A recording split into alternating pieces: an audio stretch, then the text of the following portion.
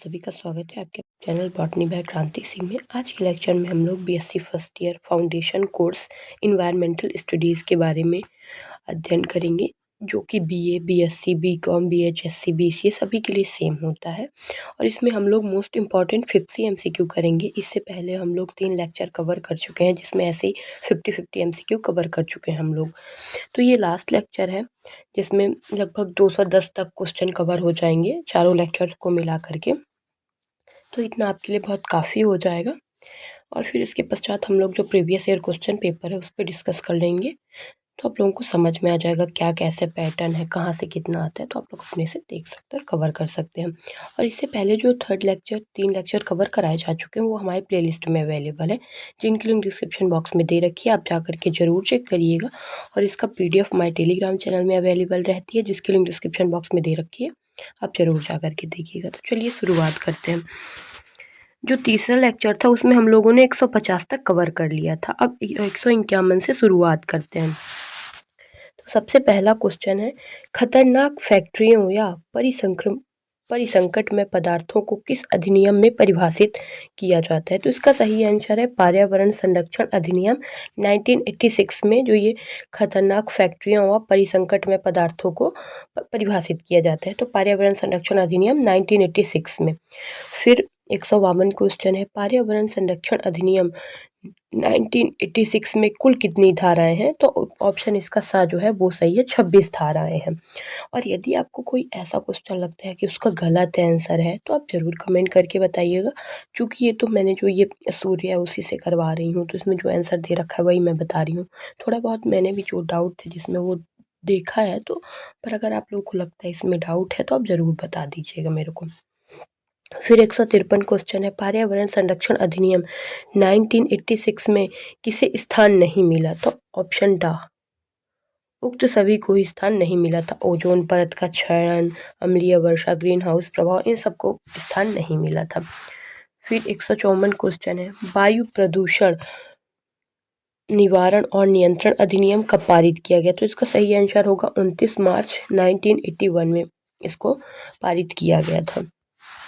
फिर वायु प्रदूषण निवारण और नियंत्रण अधिनियम 1981 में कुल कितनी धाराएं हैं? तो इसमें 54 धाराएं हैं कुल।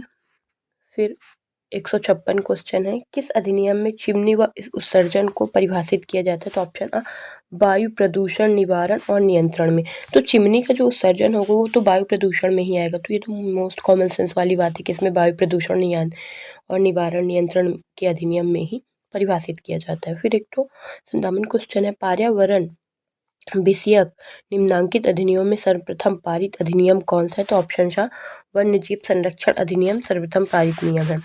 फिर 158 क्वेश्चन है, जल अधिनियम कब लागू किया गया था? तो 23 मार्च 1974 में जल अधिनियम लागू किया गया था।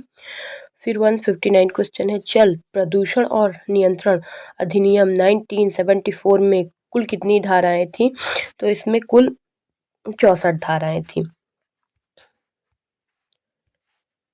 मल जल व मल बहिस्रावी को किस अधिनियम में परिभाषित किया जाता है? तो इसका सही आंसर होगा जल, क्योंकि मल हो गया और मल जल व मल के बहिस्राव जो होते हैं, मल पदार्थ जो सर्जन निकलता है, तो उसको तो जल में ही प्रदूषित किया जाता है, तो उसको जल प्रदूषण और निवारण के नियंत्रण में ही परिभाषित किया जाएगा। फिर वन्य जीव संरक्षण अधिनियम कब पारित किया गया था? तो ये 9 सितंबर 1972 को किया गया था। वन्य जीवन संरक्षण अधिनियम 1972 में कुल कितनी धाराएं हैं? तो इसमें 66 धाराएं हैं। राष्ट्रीय पार्क व अभयारण्य को किस अधिनियम में परिभाषित किया गया है? तो इसका सही आंसर होगा ऑप्शन ब, वन्य जीव संरक्षण अधिनियम में इसको परिभाषित किया गया था। फिर 164 क्वेश्चन है, किस क्षेत्र की जनजातियों के अकठन अधिकार वन्य जीव संरक्षण कानूनों से अभिप्रभावित रह गए हैं? तो इसका सही आंसर होगा निकोबार द्वीप समूह के। फिर 165 है, वन संरक्षण अधिनियम कब लागू किया गया था? ऑप्शन है 25 अक्टूबर 1980 को ये वन संरक्षण अधिनियम पारित किया गया था। 166 क्वेश्चन है, केंद्रीय पर्यावरण मंत्रालय द्वारा वनों के संरक्षण पर निगरानी हेतु कितने प्रादेशिक कार्यालय स्थापित किए गए थे? तो ऑप्शन 6 किए गए थे। फिर 167 है, निम्न में से किस स्थान पर केंद्रीय पर्यावरण विभाग का प्रादेशिक मुख्यालय नहीं है? तो इसका सही आंसर होगा बेंगलोर में नहीं है।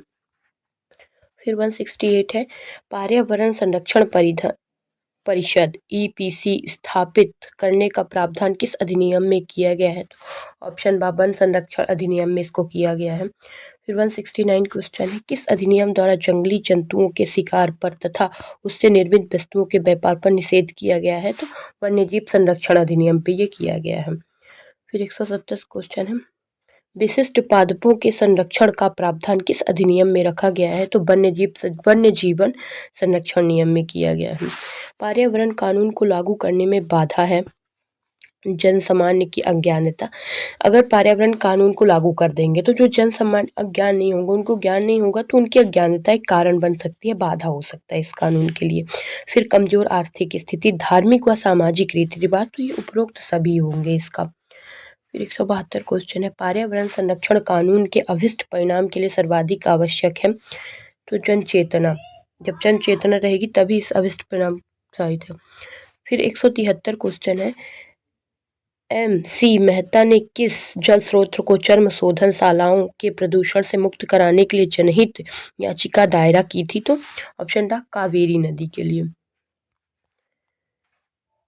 वायु प्रदूषण और निवारण नियंत्रण अधिनियम 1981 में कितनी धाराएं हैं? तो 54 धाराएं हैं। वन्य जीव संरक्षण अधिनियम कब पारित किया गया था? तो सन 1972 में पारित किया गया था। भारतीय वन अधिनियम कब पारित हुआ था? तो ये सन 1972 में हुआ था। 177 संविधान के किन अनुच्छेदों में पर्यावरण का उल्लेख किया गया है? 48 का और 51 का में। 178 पर्यावरण अधिनियम 1986 में कितने अध्याय व धाराएं हैं? तो इसका ऑप्शन सा सही होगा, 4 अध्याय और 26 धाराएं हैं। पर्यावरण अधिनियम 1986 में किस धारा में दंड संबंधी प्रावधान है? तो 49 में।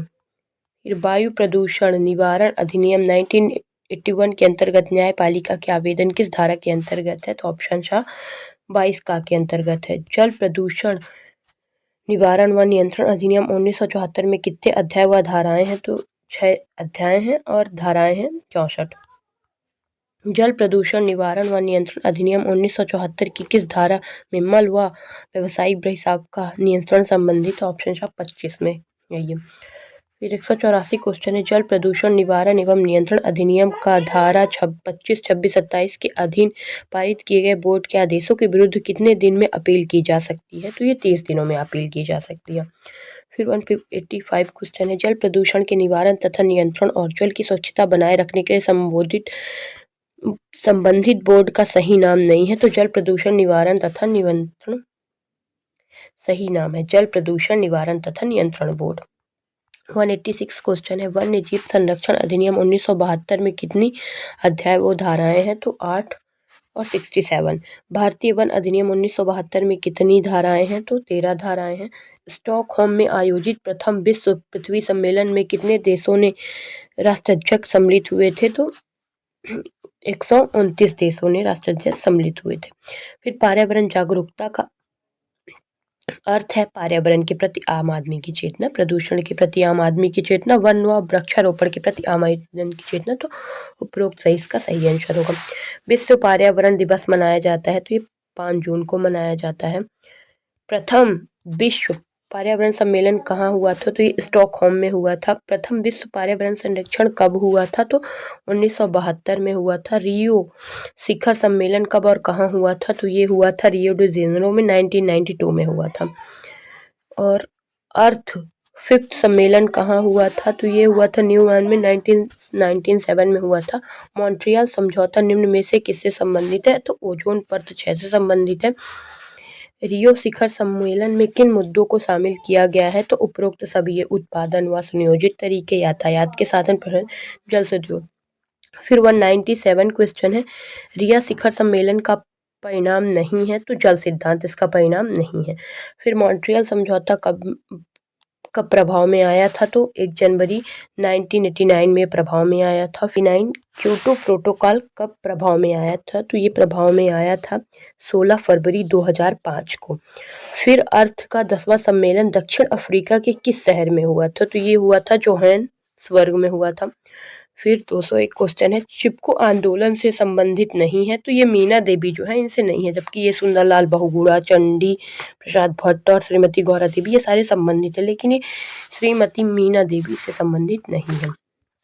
चिपके आंदोलन के फलस्वरूप उत्तर प्रदेश में पेड़ों की कटाई पर प्रतिबंध कब लगा था, तो ये लगा था 1980 में।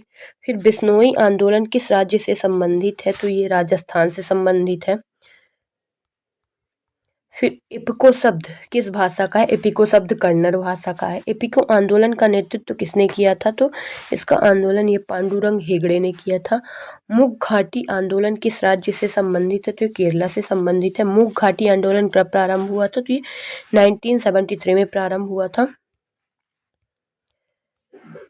मूक घाटी आंदोलन के फलस्वरूप मूक घाटी को कब राष्ट्रीय उद्यान घोषित कर दिया गया था, तो 1985 में किया गया था। सूचना प्रौद्योगिकी की उपयोगिता है, तो ये उपरोक्त सभी में है, पर्यावरण व मानव स्वास्थ्य में है, उद्योगों में है, व्यापार में है। फिर 210 क्वेश्चन है, सूचना प्रौद्योगिकी का तात्पर्य है इंटरनेट से इसका तात्पर्य होता है। तो यहाँ तक जितने भी MCQ होते हैं वो क्लियर हो चुके हैं। जब नेक्स्ट लेक्चर आएगा उसमें हम लोग प्रीवियस ईयर क्वेश्चन के MCQ देख लेंगे, तो आप लोग समझ में आ जाएगा कि क्या कैसे आता है। और यदि आपके पास किसी यूनिवर्सिटी का प्रीवियस ईयर पेपर है इसका, तो आप लोग ज़रूर मेरे को आप लोग बताइएगा, फिर उसके बाद मैं आपको नंबर मतलब टेलीग्राम में ही बता दूँगी, तो आप लोग सेंड कर दीजिएगा। Thank you for watching, please like share subscribe.